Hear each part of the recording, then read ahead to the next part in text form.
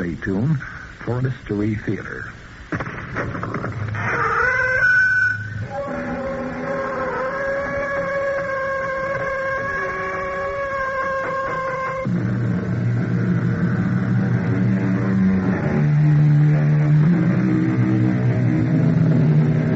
Come in. Welcome. I'm E.G. Marshall. Our tale is another domestic story.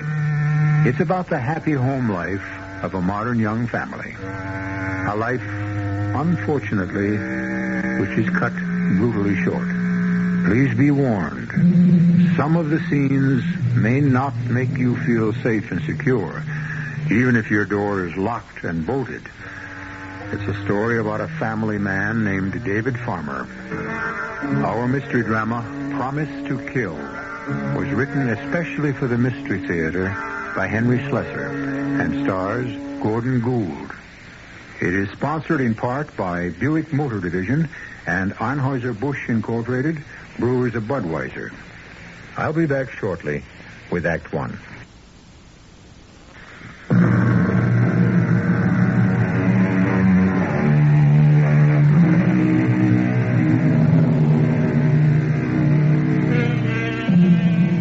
The scene is a suburban community called, appropriately, Park Pleasant. For that's exactly what it is. Pleasant and park-like, and very serene. A haven for the families of busy city executives like Dave Farmer. Dave is a lucky young man. He has a good job. He has a beautiful young wife named Connie. He has a daughter who promises to grow up looking just like her.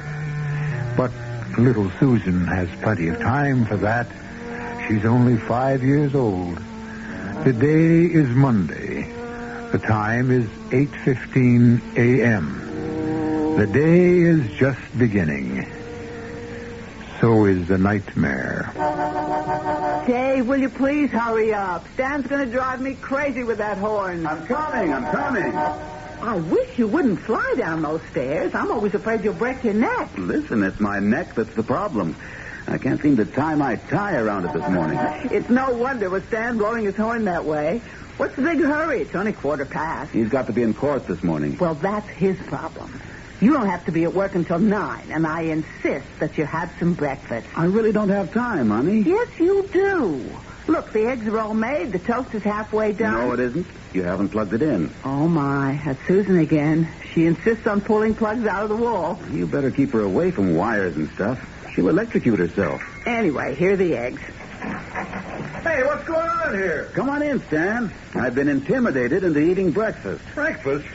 Listen, I've got a case to argue this morning, and this carpool was your idea. It's okay. I'm all ready. That didn't take long. You didn't even taste those eggs. They were great. Terrific. I am sorry to rush him out so early, Connie. Daddy! Uh-oh. A new complication. Where's my Pooh Bear? That's right, my darling. You told Susan you were going to bring her a Pooh Bear last night. But I did. I just got home too late to give it to her. She was already asleep. Well, where is it, Daddy? Wait a sec. Oh, for Pete's sake. Come on, Dave. Am I going to hang up my client for a woolly bear, huh? I want my Pooh Bear. Here it is, just as I promised. Oh, isn't he cute? Don't you love him, Susie? Oh, yes.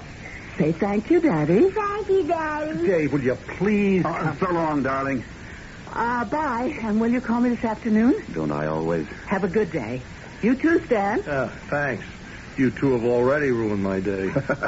Serves you right, bachelor.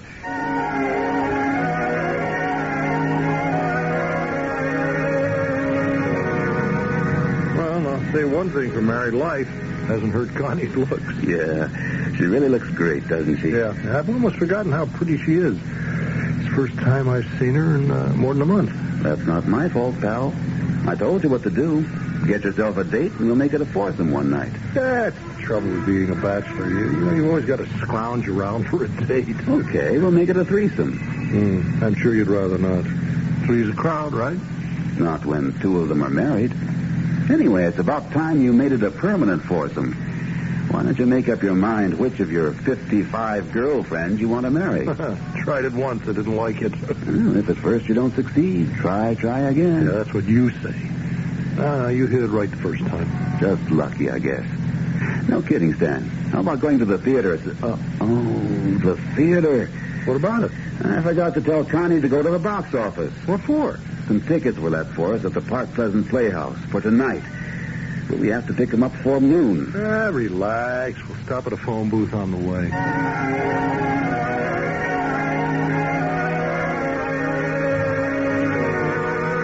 Susie, are you sure you want to dry those dishes? Mommy can do them. I want to help. Well, it's sweet of you, baby, but there are only a few. Can I give Winnie the Pooh scrambled eggs? No, dear. Bears don't eat eggs. What do they eat? Bears eat honey. Well, I could give him... No. You can't give Winnie the Pooh any honey either. I mean, bears don't eat anything this time of the year. They just sleep.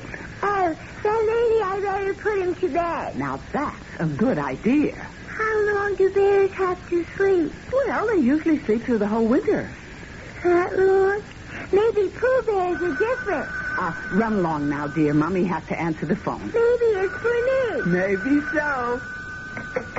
Hello? Hi, hon. It's Paula. Hi. 1 second. It's not for you, baby. It's your Aunt Paula. Now, you go give Pooh Bear a nap. Okay. Paula, hi. How are you feeling? Oh, fine. You're calling pretty early, aren't you? I'm calling to give you a wonderful opportunity.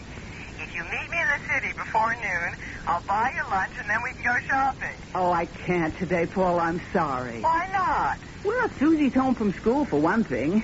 They're having one of those teachers' conferences. Why can't the maid take care of her? Because it's Emily's day off, and I've got a dozen things to do around the house, and at the moment I have to answer the doorbell. Go ahead. Who's stopping you? Well, do you want to hold on, or should I call you back? I'll hold on.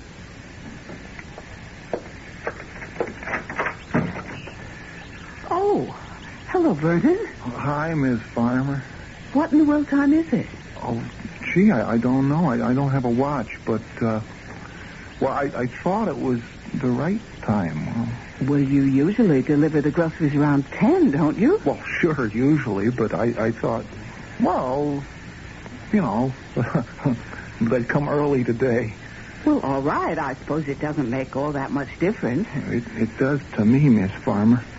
What? Listen, what do you want me to do? I mean, should I bring in the stuff right now? Well, of course. I could leave them out on the truck for a while.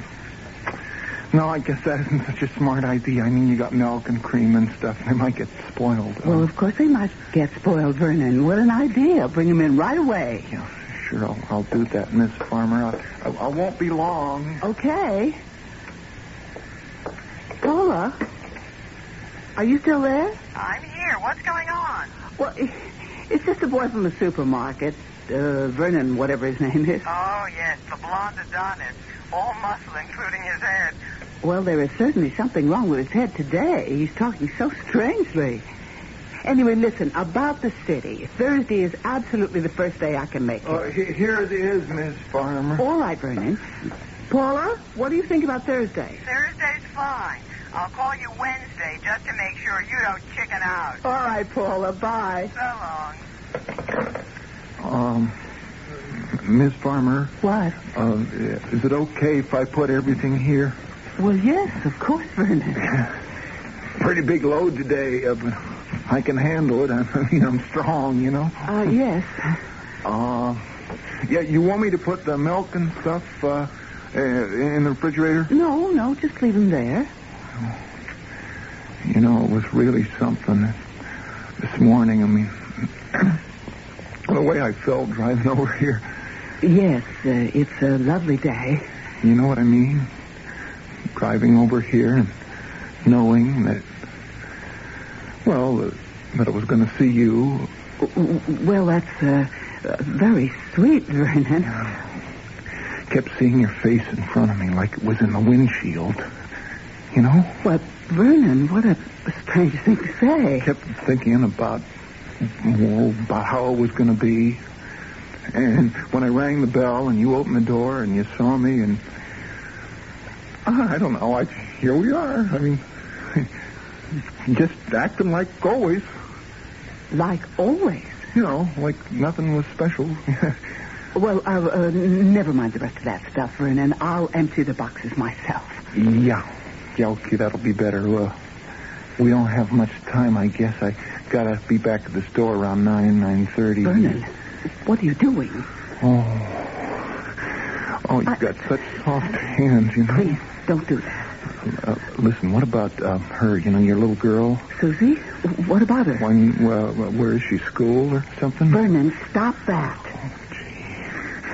Oh, your skin is... Oh, no, it's like something else. It's not just my skin. Stop it, for heaven's sake. Please, don't tease no more, Miss Farmer. Don't tease. I ain't got much time. Vernon, will you let me go? What is the matter with you? Where do you want to go? You want to go upstairs? You let me go. You let me go or I'll scream the house down. Don't do I will call the police. I swear I will. Now, you stop that, Miss Farmer. You just stop playing games with me. Don't, Mrs. Farmer. Now, please, be nice. Don't make me hurt you. Please.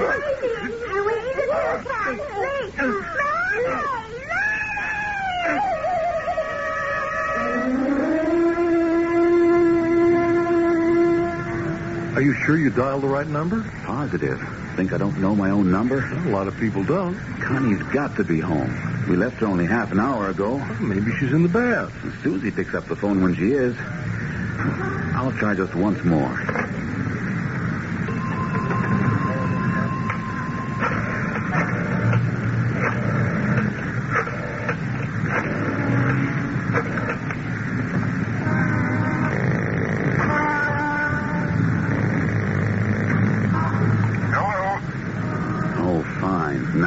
Wrong number. Hello, who is this? I was calling the Farmer residence.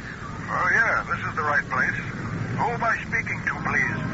Well, maybe you can answer the same question, since it's my house. Are you Mr. David Farmer? Yes, that's right. And who are you? This is Patrolman Ernest McLeavy, Mr. Farmer. Did you say patrolman? What was that? Listen, is there something wrong out there? Was there a fire or something?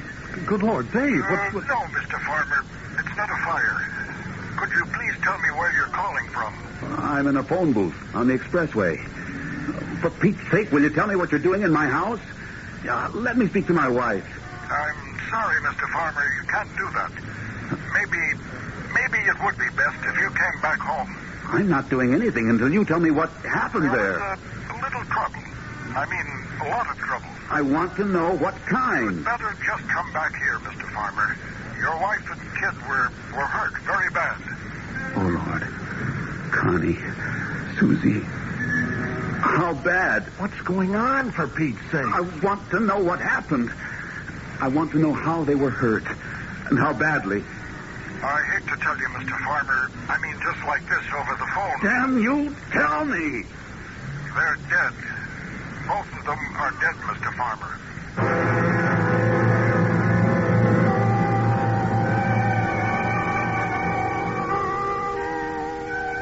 It's a strange place to find yourself in the middle of a nightmare. A highway crowded with cars and trucks, the bright midwinter sun shining in your eyes, hearing a disembodied voice telling you that everything you cared for in life is gone, vanished in one bloody instant. One terrible moment of madness.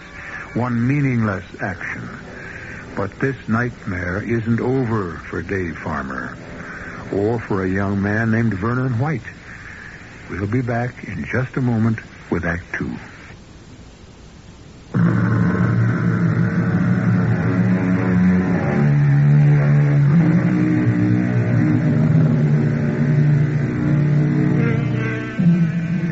The scene changes. We are no longer in the quiet suburb of Park Pleasant. We are in a large, high-ceilinged room, flanked by American flags, solemn with the traditions of American justice. This is a courtroom. Seated in the front row is David Farmer. Beside him sits his friend Stan, his sister-in-law Paula. His face is ashen, haunted. And at the defense table, his hair neatly combed and brushed, his cheeks rosy, wearing his best blue suit, looking very much like the all-American boy, sits Vernon White, killer. Your Honor. Yes, Mr. Waterman. The defense has no objection to these photographs being submitted to the jury, but these proceedings have been delayed long enough. Very well. Is the prosecution ready to proceed? Yes, Your Honor. Then please continue your examination of the witness. Yes, Your Honor. Patrolman McLeary, you've seen these photographs we've shown the jury? Yes, sir. Is it an accurate representation of the scene you discovered that morning at the farmer house? Yes, sir. That's what I found. A young woman, brutally assaulted, strangled to death. Yes, sir. Evidence of a struggle. Yes, sir. A young wife and mother slain in her own kitchen, and a child 5 years old slain. Just as horrible. Your Honor, may I object to the prosecution's use of such emotional terms? I beg the defense attorney's pardon. You're quite right. One hardly needs words like brutal and horrible to describe this crime. The facts speak for themselves. Now, Patrolman McLeary, did you also see several boxes of groceries in that kitchen? Yes, sir. About 4 boxes. You concluded that a delivery had been made that morning? Yes, sir. The perishables hadn't been put away. And that led you to make inquiries in the neighborhood about the arrival of the grocery truck? Yes, sir. We learned that the truck from the Park Pleasant supermarket had been there and left. Mm-hmm. And you sought out the delivery boy, or should I say, the delivery man? Yes, sir. I interrogated Mr. Vernon White. See? And what did he tell you? He apologized. For what? He apologized for killing Mrs. Farber and her daughter.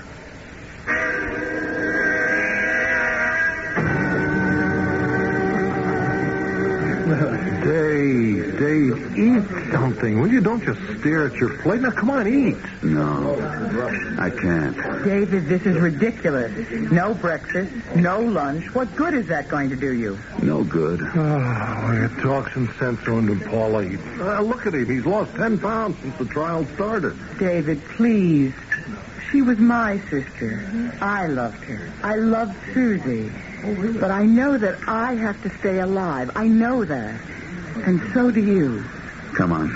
Let's get back to court.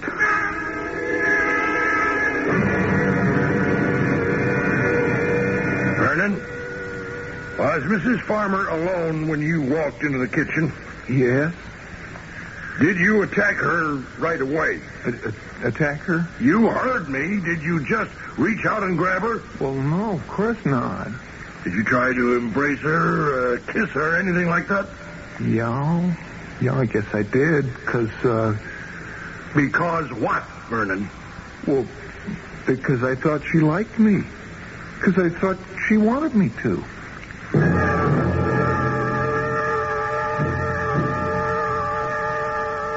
The defendant will rise. Vernon White, you have been tried and convicted for the crime of homicide in the first degree. The laws of this state, as amended on October 5th, 1974, impose a mandatory sentence for this crime. Therefore, it is my duty to instruct the warden of the state prison in Peakstown to take you to a place where you shall be kept until the 31st day of March, 1976, at which time you will be hanged from the neck until death. May God have mercy on your soul.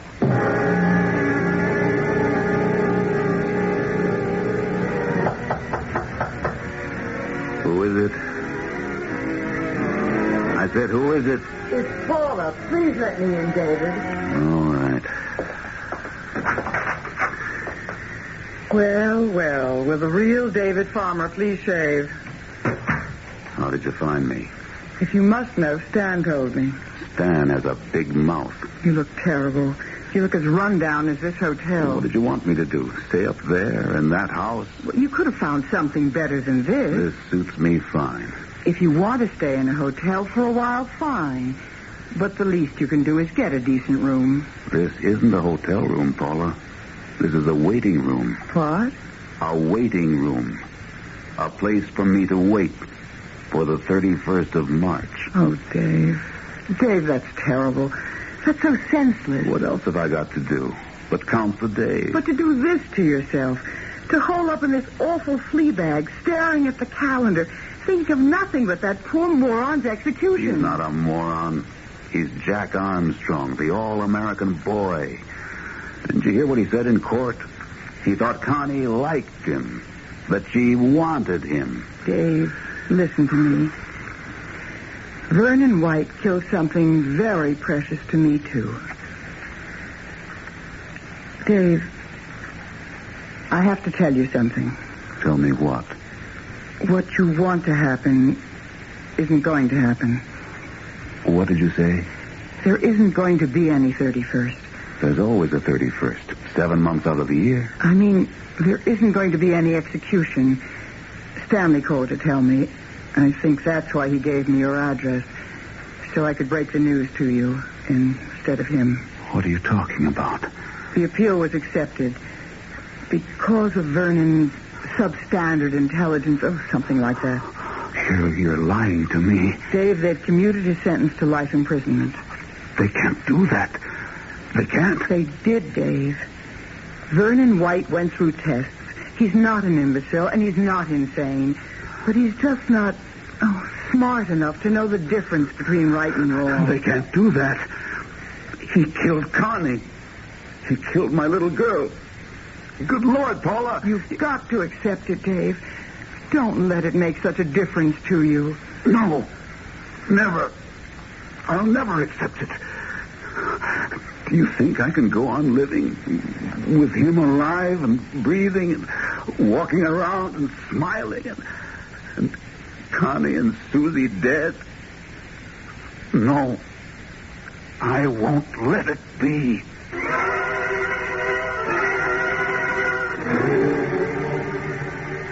Stan, admit it. Vernon isn't crazy. They would have pleaded insanity if he was. It's not a matter of sane or insane, Dave. There is such a thing as clemency. Yes, clemency for the criminals, not for the victims. The kid's got an IQ of under 80. He was smart enough to think Connie liked him. He thought she had a crush on him. He was so used to having girls ogle him in the supermarket, juggling those crates with his big muscles. Dave, this is useless. The court has accepted the appeal. You just don't have any recourse. You're wrong. I do. Like what? I'm going to kill him, Stan. Huh? That's all I can do right now. I have to kill that animal, or I have to stop living myself. One or the other. That's how it has to be, Stan. But you're crazy, Dave. I don't believe you mean that. I mean every word. I'm going to kill him. And you're going to help me. But the man's in prison. People get killed in prison. There's a way to do everything if you have the desire and the money. I have both. You haven't got that kind of experience. But you have, Stan. You were in criminal law once. You must know people. I'm sorry, Dave. You're supposed to be my best friend. If that's what you are, prove it. Help me wipe this germ off the face of the earth. It wouldn't prove anything. It will to me. I want his life for Connie's, for Susie's, and mine. Whose life do you want to save, Stan? Vernon White's or mine? Oh, no. I hope you're not talking about... Sure, that's what I'm talking about. You heard what I said. I can't live if he does. I'd just as soon stick my head into an oven. You are putting me in one hell of a spot. Find out what I have to do, Stan.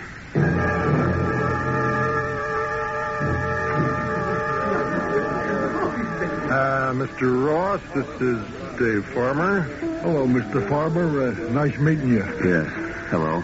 Mr. Ross is in the transportation business. He was a client of mine a few years back. Yeah, long-distance hauling, you know. Yeah, can we get to the point? Well, this is the point. Mr. Ross has a brother named Joey. Yeah, Joey, right. Yes, well, unfortunately, a few years ago, the Rosses got into a jam. We was a moving company, me and my brother. Yes, I got Mr. Ross off, but his brother wasn't that lucky. He's serving a 10-year sentence right now in Peakstown. Peakstown, right. Yes, well, Joe's a friendly guy. You know, he's made a lot of friends in prison. Yeah, Joey's okay. The point, Stan. Proposition is this. Now, Joey is a trustee at Peakstown, and even though he's made some, errors in his life, he doesn't like child killers any more than we do. He might want to do something about Vernon White. We ain't talking about favors, though. No, not favors. What we're talking about entails a certain amount of risk. So it's only fair that we arrange some compensation. I'll pay anything. Name your price. We've already agreed on a price. It's $3,000. I'll make it $5. Wait a minute, Dave. I'll make it $5 if you kill him before the 31st.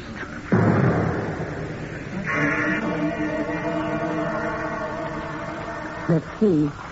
When did you pay this plumbing bill? I don't know, Paula. It's marked paid, but I don't see the canceled check. What does it matter? It does matter, Dave. You can't let everything slide this way. Half a dozen people are threatening to sue you for this or that. And I suppose you know that you let your insurance policy lapse.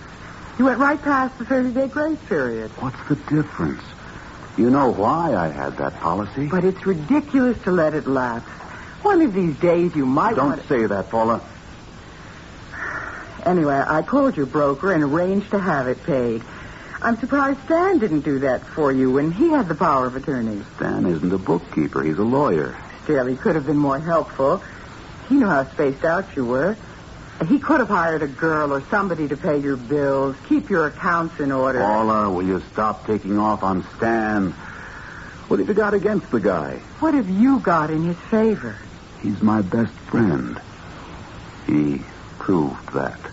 Maybe. I wonder how friendly he'd be if you were broke. Oh, cut it out, Paula. Oh, look at this checkbook. None of the stubs filled in. And you must have spent $1 zillion. There were expenses. I know that. But Stan sold those securities for you back in March. That meant a deposit of almost $100,000. Paula, I can't think now. Okay. But I just want you to know that there are expenditures I can't explain. Hello? Dave, it's Stan. Yeah? What's happening? Dave, don't get upset about this. But something went wrong up in Peakstown. What do you mean, wrong? I don't have all the details yet. Our friend Joey up there tried to fulfill his mission this morning, but he botched it. How? Vernon isn't dead. He's hurt. He's got a knife wound, but he's alive. We had a deal, Stan. I know. We won't pay until we get what we paid. I don't care about the money. It's just a delay, that's all. Well, for how long? We can't be sure. Vernon's in the prison hospital. It's a hard place to reach, Dave. But don't worry. Mr. Ross says he'll get the job done. He's got to. He's got to.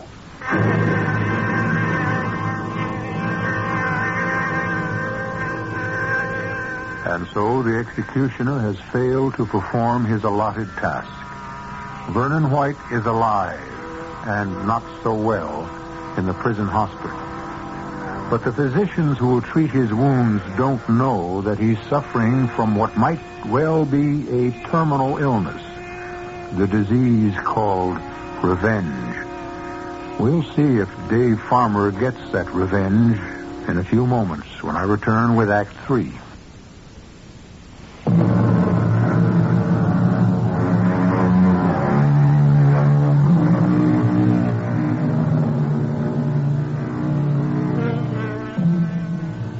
Vernon White, killer of Constance and Susan Farmer, is still alive. David Farmer is alive, too. If walking, talking, and breathing are signs of life. As his sister-in-law, Paula, sits in a restaurant table and looks at his pale features, her eyes are clouded with pity. Dave, when I first met you, when Connie introduced us, I remember thinking you were sweet and kind, maybe a little vulnerable. Vulnerable? Seeing what you wanted to see in people, giving them nice, clean images, even if they were more complicated than you wanted them to be. I suppose you're talking about Stan. No. I'm talking about Connie. Connie? You see, I had my sister for a sister much longer than you had her for a wife. I never saw anything complicated about Connie. It was hard to see. She had such a bright, glowing surface. Paula, we were married 6 years. Do you think I didn't know Connie? She always wanted so much, Dave. That's what worried me when she told me she was getting married. She was used to 100 phone calls, 7 dates a week, 50 men in her life at all times. She was beautiful, Paula. I know. She was dazzling. Maybe that's what happened to that poor delivery boy. He was dazzled out of his senses. Is that why you wanted to have dinner with me? To defend that moron? No, Dave. I had another reason. Well, what is it? I finished all the books last night. So? I did everything I could, Dave. I got everything to balance, practically to the penny. I knew you were a great bookkeeper. The only trouble is, I still can't explain some of the cash withdrawals that were made by Stan. Forget them. Forget? You heard me. Forget $25,000? $25,000? That's right. Well, now even you seem surprised. Oh, it can't be that much, Paula. It just can't be. It is. And I think you must know what that means.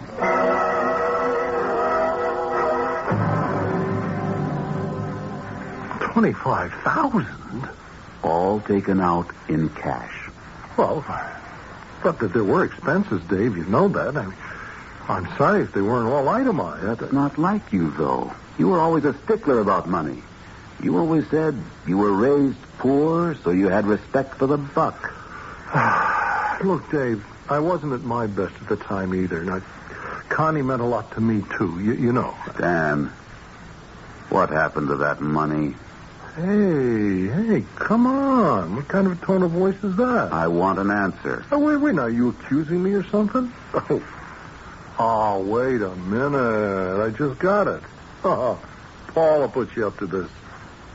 Paula never liked me much. She's found the perfect way to get back at me. The money's gone.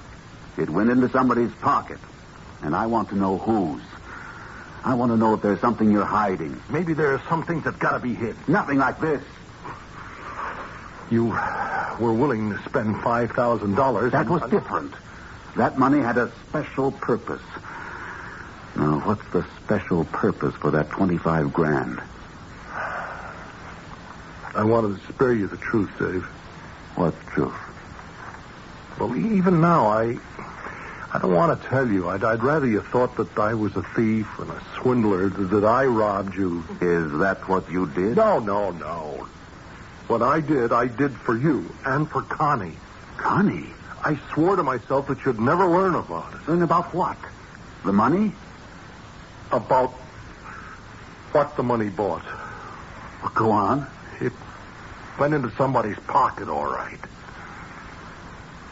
George Waterman's. Vernon's defense attorney? Are you kidding me? I had to do it, Dave. I had to make things easier. Well, how could they be easier? Vernon confessed. His prints were on everything. There wasn't any doubt of his guilt. Dave, the money bought a note. What note?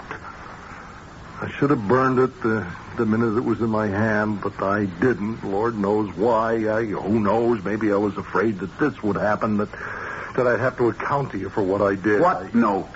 Who wrote it? What did it say? I have it here. It's in this drawer. Oh, I would give my right arm if you never had to see it. It's Connie's stationery. Yes.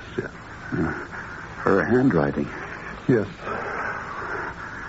I have to see you. Dave leaves for the city at 8:30. I'll try to send Susie out to day school. I'll be waiting for you, darling. Please don't disappoint me. I am sorry, Dave. It's her handwriting. I know. I have to see you. Dave leaves for the city. Good Lord, Stan. What does this mean? The note was sent to Vernon White. No, that just can't be. He turned it over to his attorney after the arrest. Waterman didn't want to submit it into evidence before he talked to me. He knew it wouldn't make any difference as far as the verdict was concerned. It might even have made his client a little less pathetic, but he knew it would make a difference to us. I'm not going to believe it. I'm not. Oh, heaven help me. I didn't want to either. But it's the truth. $25,000 worth of ugly truth.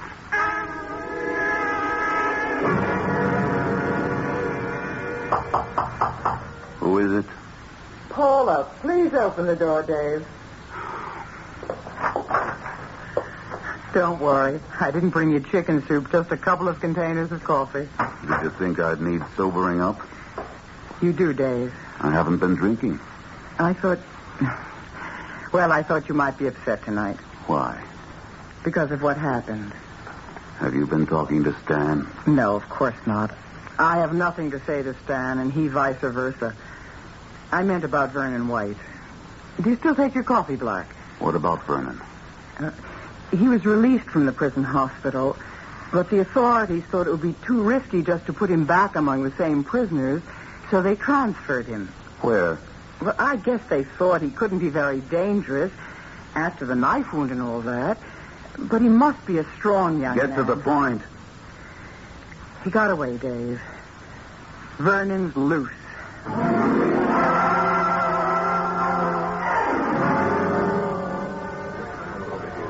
It wasn't easy, Mr. Farmer, let me tell you. But you really know something? I know everything. This kid, Vernon, is a dope. He ain't playing with a full deck, you know what I mean? I know. Well, a pal of mine, he lives on East Avenue. He gives me the tip. Some kids in the neighborhood, like a gang, they do a lot of prowling around the section where they're knocking down buildings for some kind of housing project. Well, they spotted this blonde guy sleeping in one of the condemned buildings. I think maybe they rolled him, only he didn't have no money. What happened to him? Where is he now? Well, my pal, he goes to have a look at the guy and sees the kind of clothes he's wearing. He figures he busted out of the joint. Where is he? Where's Vernon White? My friend's got him, like in custody. You know what I mean. Sometimes there's a reward for turning in escaped cons. He wouldn't call the police? No. My friend is not exactly friendly with the cops. But bread is bread, Mr. Farmer. I'll pay your friend. How much does he want? 1,000? More like 2. And then there's me. I put in a lot of time. All right. 1,000 for you, 2 for your friend. Only, I want one other thing. I want a gun.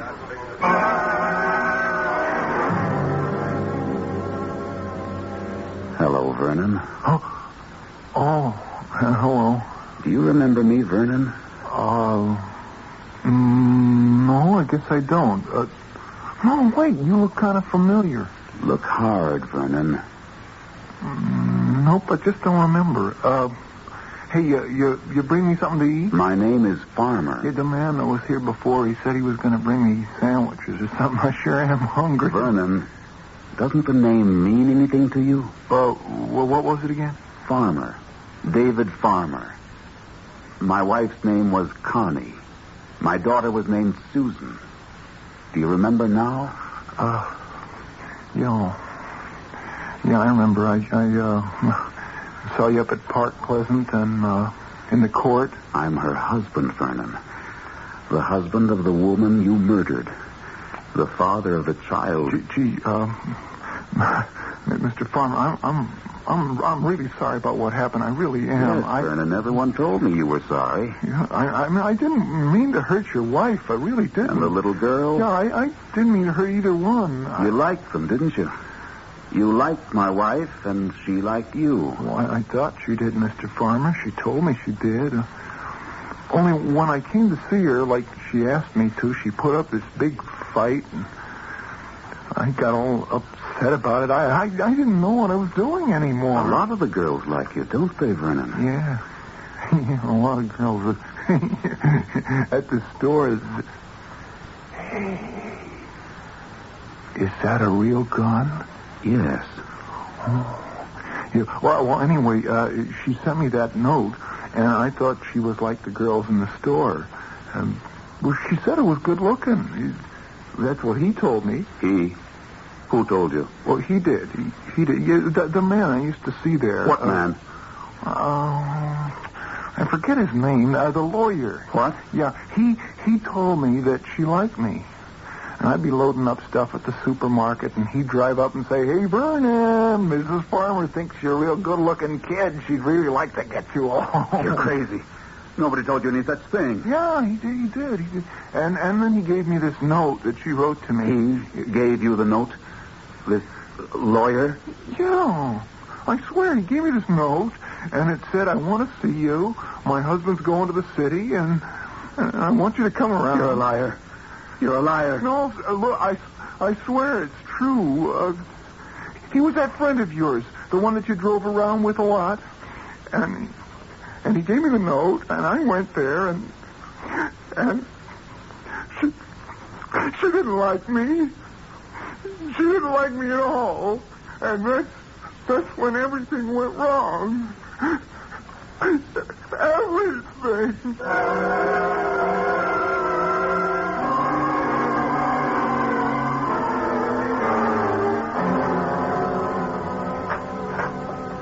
Come on in, Stan. Oh, thanks. Did you hear the good news? About Vernon White? Yes, I heard. Yeah, well, they'll be holding him in maximum security for a while. You can scratch any idea of getting at him, at least for the time being. It's okay, Stan. I've dropped the idea. Vernon's death doesn't mean anything to me now. Wow. I'm relieved to hear that. In fact, I was the one who turned him in. That anonymous tip to the police was mine. But how did you know where... I didn't see any reason for Vernon's death. Not after he told me about the note. Yes. I talked to him, Stan. Mr. Ross helped me find him. And we had a good, long talk. I hope you didn't take him too seriously, Dave. You know the kid's a moron. He's dim-witted, not a moron. Dim enough to think that Connie liked him just because you said so. Dim enough to believe that note was meant for him when it was really sent to you. Now, wait a minute, Dave. I couldn't understand it at first. Then I remembered how it was between you and Connie before I came along. I had a little more to offer, so she picked me. But she didn't want to give you up either. Dave, now I don't know what you heard. Something happened, Stan. Connie threw you over for some reason. I remember when you stopped coming around to the house. Dave, I swear to you that... She must have hurt you pretty bad. So bad that you wanted to hurt her back. So you picked Vernon. Please, let me say something. He told me all about it. What you used to say to him, to goad him on, get him all excited. And then you gave him that note.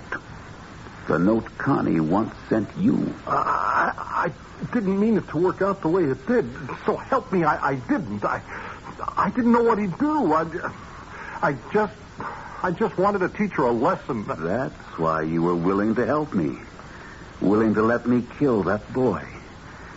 So he'd never give you away. Dave, I didn't mean it. I didn't want it to happen, Dave. But it happened. He killed them. Connie and Susie. You killed them. No, No, it's not me. I swear it wasn't. Will you swear, Stan? Yes. On your knees? On my knees, Dave, on my knees. I swear it wasn't me. All right, Stan. Dave, that gun, It's the 31st, Stan.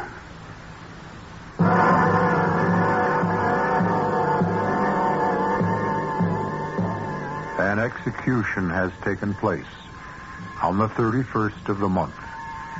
In the mind of David Farmer, justice has been done. But now, the executioner himself must face the bar of justice for usurping the privilege only the law can have. Only the law must have. I'll be back shortly.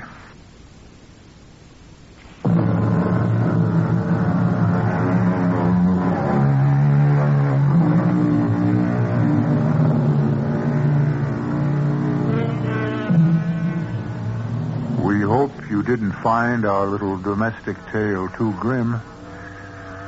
When violence strikes close to home, it's always more upsetting. If you are disturbed, why not sit back now, have a nice warm drink, go to bed early, and take tomorrow off. Then you'll be all ready for a little more terror and suspense when we return with another episode of Radio Mystery Theater. Our cast included Gordon Gould, Earl Hammond, Russell Horton, Hetty Galen, Leslie Woods, and Roy LeMay. The entire production was under the direction of Hyman Brown. Radio Mystery Theater was sponsored in part by Anheuser-Busch Incorporated, Brewers of Budweiser, and Buick Motor Division. This is E.G. Marshall inviting you to return to our Mystery Theater for another adventure in the macabre. Until next time, pleasant dreams.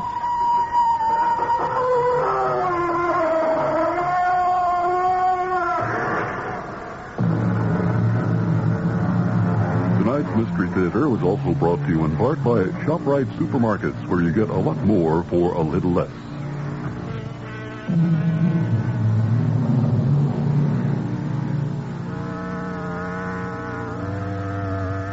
The preceding program was furnished by CBS Radio. Your dial is set for news with John Scott.